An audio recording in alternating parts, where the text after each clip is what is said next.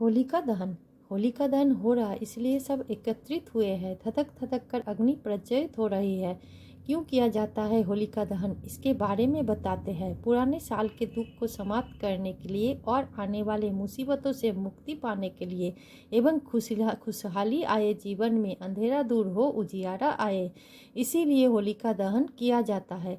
बुराई पर अच्छाई की जीत का प्रतीक स्वरूप में होलिका दहन करते हैं। पवित्र अग्नि जलाकर सभी तरह के बुराई अहंकार को जलाया जाता है। पौराणिक एक कहानी के अनुसार हिरण्यकश्यप नाम के एक राक्षस बहुत क्रूर थे।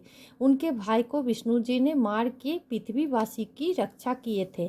तब हिरण्यकश्यप ब्रह्मा जी की भयंकर तप किया। वर्षों के कठोर तप के बाद ब्रह्मा जी प्रसन्न होकर प्रकट हुए और वर मांगने बोले। उसने अमर होने की वर मांग लिया और वरदान प्राप्त करके अहंकारी हो गया। उसे मार नहीं सकता कोई, ये सोचकर अहंकारी राक्षस धरती पर अत्याचार करने लगा। हिंसा और आतंक चारों तरफ बढ़ गया। अपने पूजा करने के लिए पृथ्वीवासी को मजबूर किया, पर उनके पुत्र ये बात ना मानते थे। असुर कुल में जन्मे इस बालक भक्ति भाव से भगवान विष्णु की पूजा करते थे। हिरण्यकश्यप अपने पुत्र प्रहलाद के कृष्ण प्रेम से परेशान था। उसने कई बार अलग अलग तरीका से समझाने की कोशिश किया था, लेकिन वो कामयाब नहीं हो सका था। प्राण दंड दिया, बहुत सारे सांप पिंजरे के अंदर छोड़ दिया गया था, पर श्रीहरि के भक्त प्रहलाद को सांपों ने नहीं काटा था। फिर पहाड़ से फेंकने के बाद भी कुछ नहीं होता था। हिरण्यकश्यप ने अपने बेटा प्रहलाद को मारने के लिए होलिका को आदेश दिया।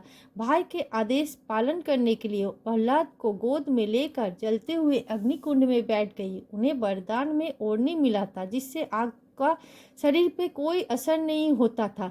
लेकिन तभी नारायण की कृपा से इतनी तेज हवा चली कि होलिका के देह से वो चादर भक्त प्रहलाद पर गिर गया, जिससे प्रहलाद बच गया और होलिका भस्म हो गई। पौराणिक कथा के साथ वैज्ञानिक मान्यता भी है।